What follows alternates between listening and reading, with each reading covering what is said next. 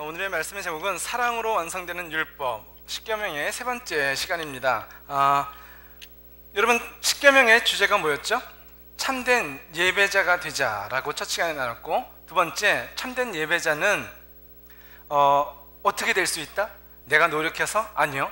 하나님을 만날 때, 하나님을 예배할 때 우리가 참된 예배자가 될 수 있고, 또한 하나님께 만남으로 말미암아 이제는 그 예배자로 살아갈 수 있는 능력을 얻게 된다라고 얘기했죠. 그래서 이제는 5계명부터 10계명까지 가운데 이제는 이 세상 가운데 사람들과의 관계 속에서 하나님의 말씀을 어떻게 지켜가는지를 배웠고, 오늘은요 마지막 시간으로 8계명부터 10계명까지의 이 세 개의 계명을 가지고 이 하나님의 말씀들을 이제는 사랑으로 완성되는 그 율법의 모습들을 10가지의 계명을 나누고자 합니다. 사랑으로 완성되는 율법이라는 그 제목에서 이제는 우리가 가져야 될 생각이 뭐냐면, 이 세상을 우리가 살아갈 때에 우리는 이 세상의 주인이 누구인가에 대해서 알아야 된다는 것이죠. 내가 누구인가, 내가 갖고 있는 이 모든 소유나 내가 살아가는 이 세상 가운데 정말 참된 주인이 누구인지를 알아야지만이 우리가 하나님의 말씀대로 살아갈 수 있는데, 그것을 모르는 사람들이 하는 특징이 무엇이냐면 도둑질한다는 것입니다. 내가 갖고 싶은 것이 있으면 다른 사람의 물건을 가져옵니다. 그러면 누가 소유주가 되죠? 내가 되죠. 내가 원하는 것, 그 주인이 되고자 하는 마음들이 성경에서는 죄라라고 얘기하고 있는 것입니다. 다른 사람의 물건을 도둑하는 이유는 뭐냐면 내 것이라는 것을 더 강조하기 때문이죠. 근데 성경은요, 하나님께서 이 땅을 창조하신 후에 하나님께서 모든 자연과 생명이 있는 것들을 아담과 하와에게 다스리라 말씀하십니다. 그런데 그것을 네 거다라고 얘기한 것이 아니라, 이 세상은 만물이 나의 하나님의 것이지만 아담과 하와에게 그 모든 것들을 관리하고 다스릴 수 있는 책임과 권한을 주셨다라고 얘기하고 있는 것이죠. 그래서 그리스도인들은 어떤 생각을 갖냐면요, 이 세상의 것들이 모든 것이 하나님의 것이다. 그리고 내가 지금 담당하고 있는 이 것들은 하나님께서 나에게 맡겨주신 것들이다. 그래서 나는 하나님의 청지기다라는 것이 그리스도인이 이 세상에 대하여 물질에 갖고 있는 분명한 생각이어야 되는 것이죠. 내 것이 아니기에 훔쳐온다요? 훔쳐온다? 그래서 내 것으로 만든다? 그것은 말이 안 되잖아요. 내 것이 아닌데 훔쳐와서 내 것으로 만든다? 말이 성립이 안 되잖아요. 이 세상의 모든 것들이 하나님의 것임을 인정한 자는 도둑질하지 않는다는 것이죠. 그리고 또한 우리가 사람과 사람 사이에서도 물건을 훔쳐와서 안 되지만, 성경은 또한 우리로 하여금 하나님의 것을 훔쳐서는 안 된다라고 얘기하고 있습니다. 모든 작물의 10분의 1은 여호와의 것이다. 밭의 것이든 나무의 열매이든 모든 것들이 10개 중에 하나는 누구의 것? 하나님의 것이다 라고 얘기하고 있는 거예요. 여기서 11조에 대한 하나님의 말씀들을 가르쳐주시는데, 이것은요 헌금에 대한 얘기라고 생각하면 조금 오해가 생겨요. 돈에 대한 관점으로 보면요 좀 이해가 안 돼요. 여러분이 11조를 하려고 할 때 내가 1000불을 벌었다, 그럼 100불을 헌금을 해야 되잖아요. 그럼 100불을 바라보면서 어떤 생각이 들어요? 나 이번 주에 뭐 사야 되는데? 100불이면 나 너 페이먼트 내야 될 게 있는데? 돈을 보면요 무슨 생각이 드냐면, 이걸 아까워요. 내가 정말 해야 될 것들이 있고 정말 꼭 필요한 것들이 있을 때에 돈을 보면 주저주저하게 돼. 그래서 돈을 보면 헌금하기가 참 힘들어요. 그런데 헌금할 때, 11조를 할 때 돈을 보는 것이 아니라 무엇을 봐야 되냐면, 하나님께서 내게 주신 은혜를 바라보는 거예요. 하나님의 은혜를 바라보면, 돈을 바라보는 것이 아니라 은혜를 바라보기 때문에 어떻게 해요? 감사합니다라고 하는 거죠. 하나님, 저에게 이 많은 은혜를 주시니 감사합니다. 나는 아무런 자격이 없는데 내게 이런 축복을 주셔서 감사합니다. 감사하니까 내가 하나만 내도 되는데, 사랑하니까, 감사하니까 전부를 드려도 아깝지가 않은 거예요. 11조 내라 하면 교회에서 돈만 따지는 거 아니야? 막 이래요. 근데 돈을 바라보는 것이 아니라 하나님을 바라보세요. 그러면 하나님의 것을 도둑질하지 않습니다. 하나님을 바라보면 우리의 감사가 더 넘쳐나게 되고 우리의 찬양이 더 커질 수밖에 없고, 우리의 감사를 통하여서 하나님이 기쁘게 우리의 받은 예물도 받게 되신 것이죠. 돈을 사랑하면 도둑질하게 됩니다. 가지고 싶으니까요. 그러나 하나님을 바라보면 감사하게 되는 것이 신앙의 비밀이에요. 그래서 우리의 십계명은요 도둑질하지 마라, 어떤 법적인 것을 따지는 것이 아니라 하나님을 사랑하라, 하나님께 감사하라. 그러면 너희가 도둑질하는 삶이 아니라 하나님께 더 드리고도 더 드리고도 더 드리고 싶은 하나님의 사람이 될 것이다 라고 가르쳐주고 있는 것이죠. 사랑으로 완성되는 율법 두 번째는 무엇이냐면 내가 누구 앞에서 살아가고 있는가입니다. 내가 지금 어떤 말을 누구 앞에서 하는가라는 것을 다시 돌아보라는 말씀이 출애굽기 20장 16절 말씀에 되어 있습니다. 이웃에 대하여 거짓 증언을 하지 마라 라고 얘기해요. 사람에게 속이는 말을 한다는 거죠. 내가 어떤 잘못한 것이 있을 때에 그것을 밝히고 싶지 않잖아요. 아니면 내가 나의 허물을 갖다가 드러내고 싶지 않잖아요. 그리고 내가 사람들한테 꼭 말하고 싶지 않은 것들도 있잖아요. 그때 우리는 뭐라고 얘기해요? 잘 모르겠는데요? 저 아니에요. 거짓말을 하는 거예요. 왜 거짓말을 할까요? 이번 여름 수련회 때 우리 셀 리더들한테 한 가지 주제를 정해서 좀 이렇게 강의를 준비하라 했더니 우리 셀 리더 그룹에서 WWJD 예수님이라면 어떻게 하실까? 라는 주제를 가지고 영상도 만들고 여러분에게 리서치도 하고 그랬더라고요. 그때 결과가 뭐였죠? 앞에 보시면 자동차를 운전하다가 파킹을 하다가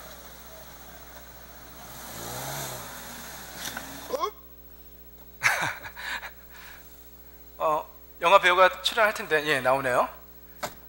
파킹을 하다가 자동차에 스크래치를 냈어요. 그러면 여러분이라면 어떻게 하시겠습니까? 아무도 보는 사람이 없는 것 같아요. 그래서 여기 나오는 우리 주인공은 차를 갑자기 타고 재빠르게 그 자리를 떠나는 선택을 하는 장면을 보여주었습니다.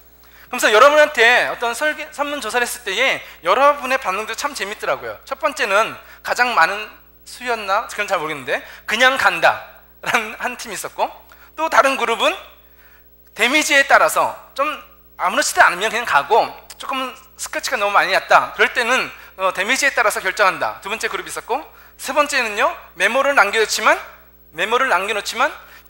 연락이 안 오기를 기도한다 그런 팀들이 있었고, 다양한 반응이 있었습니다. 근데 제가 우리 재성 형제가 이런 질문들을 저한테 보냈을 때 제가 답을 뭐라고 그랬냐면요, 만약 내가 그 교통사고를 낸 자리에 CCTV가 달려있다는 것을 봤다면 어떻게 하겠는가?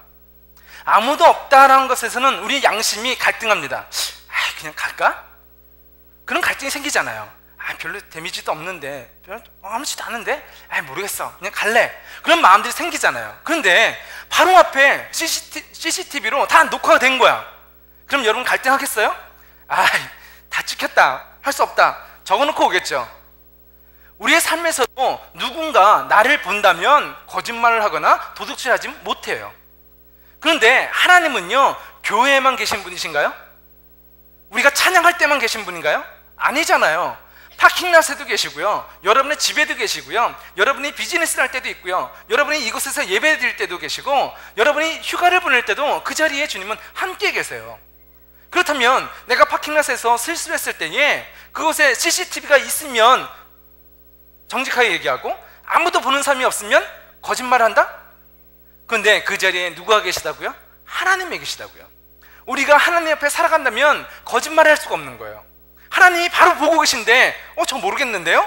어떻게 뻔뻔스럽게 그렇게 얘기하겠어? 근데 하나님이 지금 나와 같이 안 계시다고 생각하니까 하나님을 믿는다고 하지만 나의 삶의 태도는 불신앙의 삶을 살아가고 있으니까 모르겠는데요?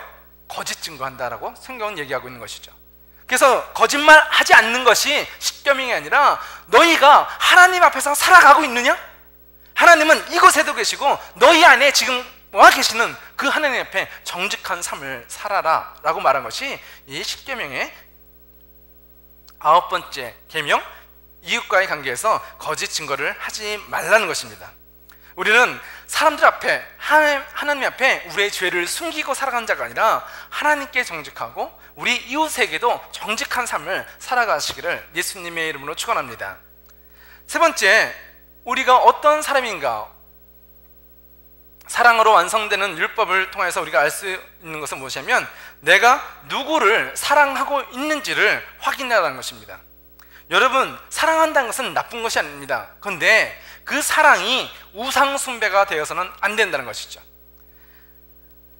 10번째 계명은 뭐냐면 내 이웃의 집을 탐내지 마라. 이웃의 아내나 남종이나 여종이나 소나 나귀나 그 밖에 이웃의 어떤 것도 탐내지 마라 라고 얘기하고 있어요. 다른 사람의 것들을 부러워하는 것은 넘어서서 그것을 갖고 싶고 뺏고 싶어하는 그 마음에 위치가 되어 있는 거예요. 아직 내가 도둑질을 하지 않았어요. 근데 내 마음속에서 부러워, 갖고 싶어, 미치겠어. 근데 그 마음이요, 뭐라고요? 내 중심에는 하나님이 계셔야 되는데 하나님은 어느 순간 저리로 내려놓고 다른 사람의 집이 와 있는 거예요. 저 집을 꼭 갖고 싶은데 저 집을 못 가지니까 막 불안하고 짜증나고 막 신경질이 나는 거예요. 하나님을 내려놓고 내가 이 집을 더 사랑하는 거예요. 이 자동차를 더 사랑하는 거예요. 이 게임을 더 사랑하는 거예요.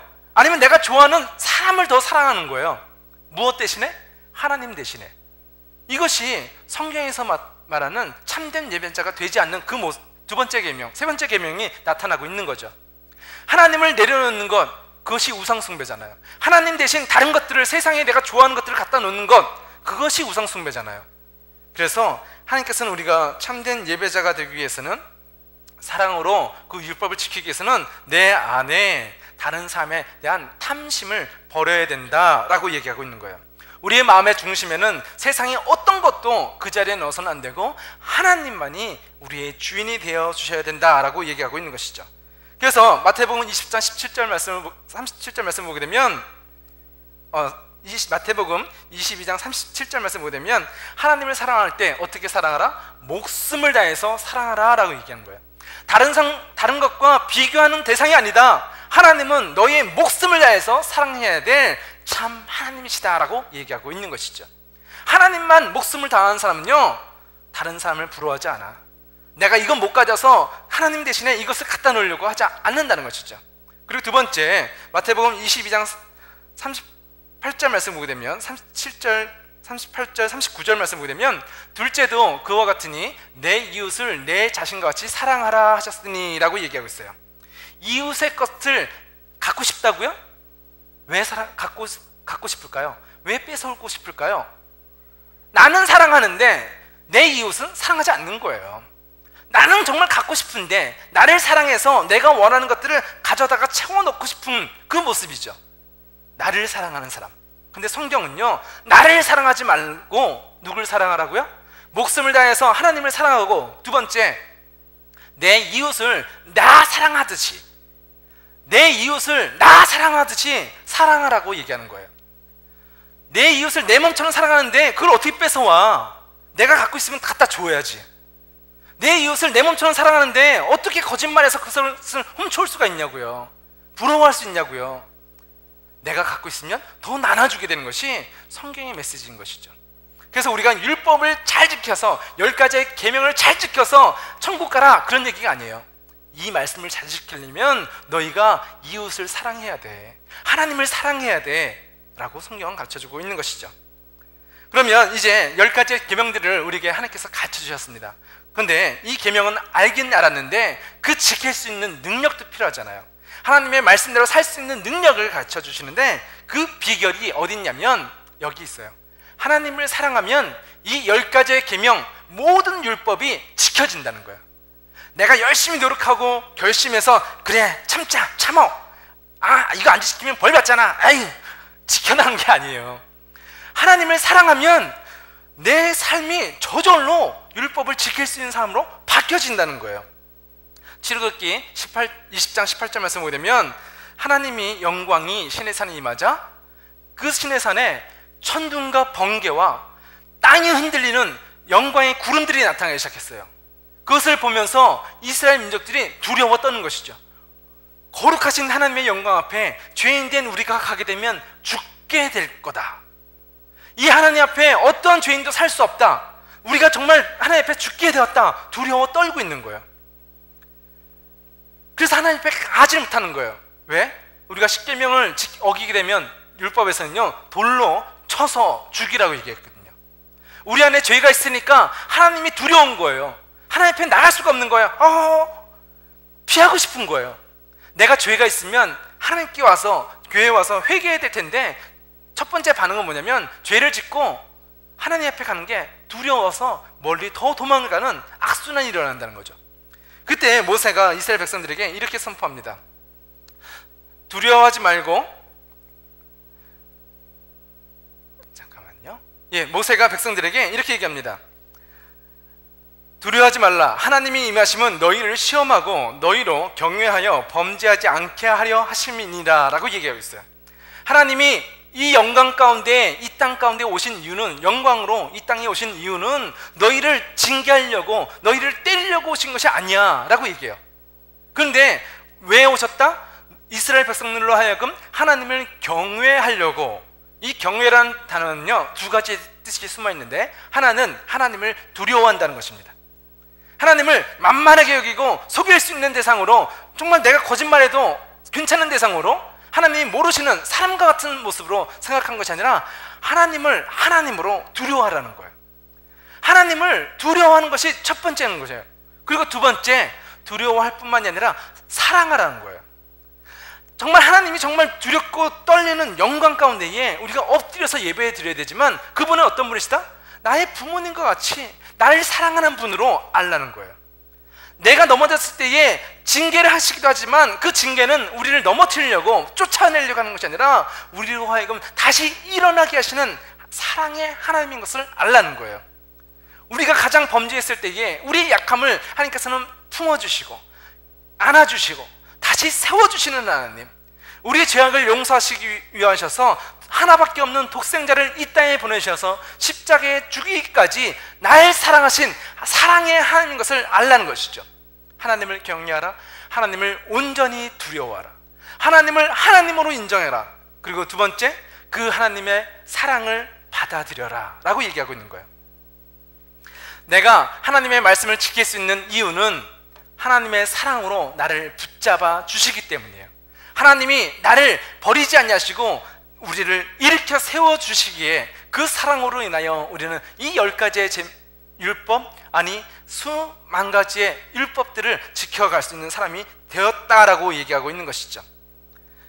그래서 23절에는 모세가, 너희는, 하나님께서 모세를 통해 이렇게 얘기하십니다. 나를 비교해서 은으로나 금으로나 너희를 위하여 신상을 만들지 말고 라고 얘기해요. 너희가 나를 예배한다고 하면서 어떤 형식들을 만들었느냐? 11조 했으니까 저는 하나님 앞에 할 거 다 했습니다. 저는 10가지 계명 다 지켰으니까 저는 다 했어요.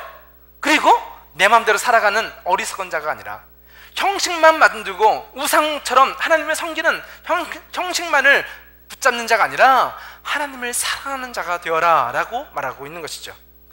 24절에는요, 너희가 토단을 쌓고 양과 소로 번제와 화목제를 드리라 라고 얘기하고 있어요. 화목제란 무엇입니까? 하나님과 내가 원수처럼 헤어져 있어요. 하나님과의 관계가 안 좋아요. 하나님과 만나지 않아요. 그런데 화목제, 하나님과 다시 사랑하는 관계가 되어야 된다라고 얘기해요. 그래서 성경은 이 화목의 제물로서 예수님이 이 땅에 오셨다라고 얘기하고 있는 것이죠. 하나님과 사랑하는 관계가 되어라. 그러면 내가 너희에게 무엇을 줄게? 복을 줄게 라고 얘기한 거예요. 10가지의 율법들을 지켜서 복 받는 것이 아니에요. 하나님과 사랑하는 관계가 되면 복을 주신다는 거예요.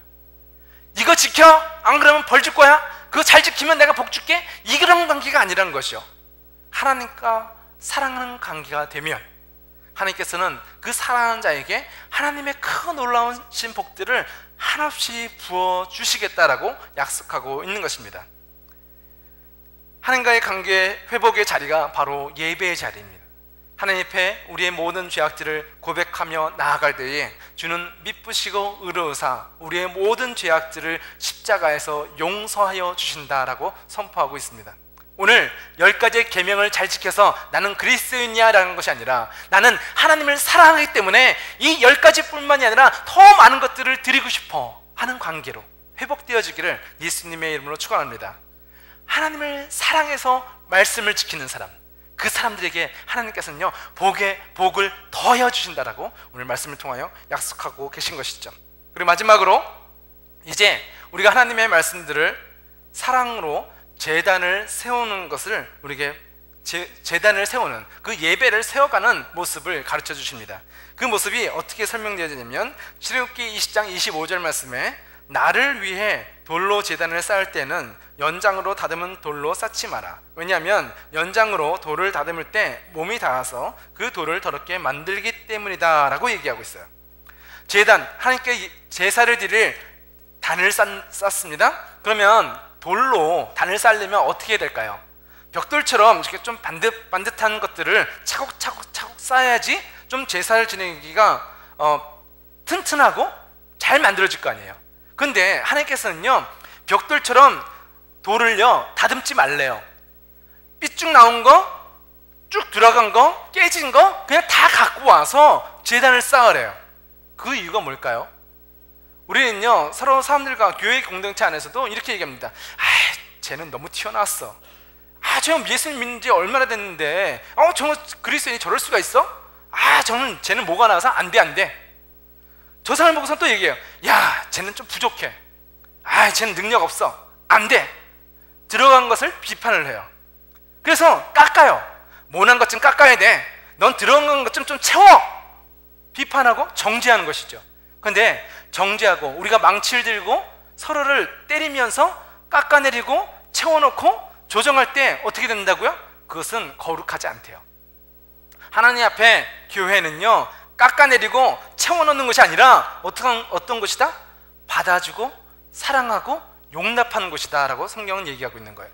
예배가 어떻게 세워지냐면 똑바른 십계명을 정확하게 지킨 사람들이 딱딱딱딱 채워넣는 것이 예배가 아니라 그 죄인의 모습 그대로 나와서 주님의 보혈로 씻은 바 되어지고 서로가 튀어난 것, 들어간 것을 서로 연결할 때에 튼튼한 제단, 튼튼한 교회가, 튼튼한 예배가 세워진다라고 성경은 갖춰주고 있는 거예요. 제단, 하나님을 만난 자리는 무엇으로 세워야 된다? 사랑으로. 우리가 하나됨으로 주님께서 우리 안에 오실 그 자리를 만들어야 된다라고 얘기하고 있는 것이죠. 그리고 또한 교회는 서로를 갖다가 정죄하고 비판하는 것이 아니라 용서하고 받아들이는 것이지만 다른 사람들이 나를 용납해주고 나를 사랑해주지만 죄가 있는 나는 어떻게 해야 되는지 오늘 26절 말씀에 또 가르쳐주고 있습니다. 너는 층계로 내 제단에 오르지 말라. 내 하체가 그 위에서 드러날까 함이니라 라고 얘기하고 있어요. 여기 계단이 있고요, 스텝이 있고 내가 치마를 입었다고 한번 생각해 보십시오. 상상이 안 되는데 근데 그 위로 올라가는 거예요. 그러면 내가 높이 올라가면 아래에 있는 사람들이 내 속을 볼 수가 있잖아요. 그래서 부끄러운 모습을 보여서는 안 된다는 것이죠. 다른 사람들이 나를 이제는 교회 안에서 정죄하지 않아요. 비판하지 않아요. 나를 받아줘요. 그러면서 내가 뭐라고 생각해? 난 용서받았어. 나 괜찮아. 사람들이 나한테 비판 안 해. 넌 왜 비판하냐? 하나님이 용서를 했는데? 이런 뻔뻔한 모습으로 살아서는 안 된다는 거예요. 하나님이 다른 성도들이 날 받아주고 날 용서해줬지만 죄가 있는 나는 다른 사람들에게 내 부끄러운 모습을 드러내서는 안 된다는 거예요. 내 죄가 있으면 내 죄를 회개하고 내 스스로가 고쳐가야 되는 것이죠. 방법이 다르잖아요.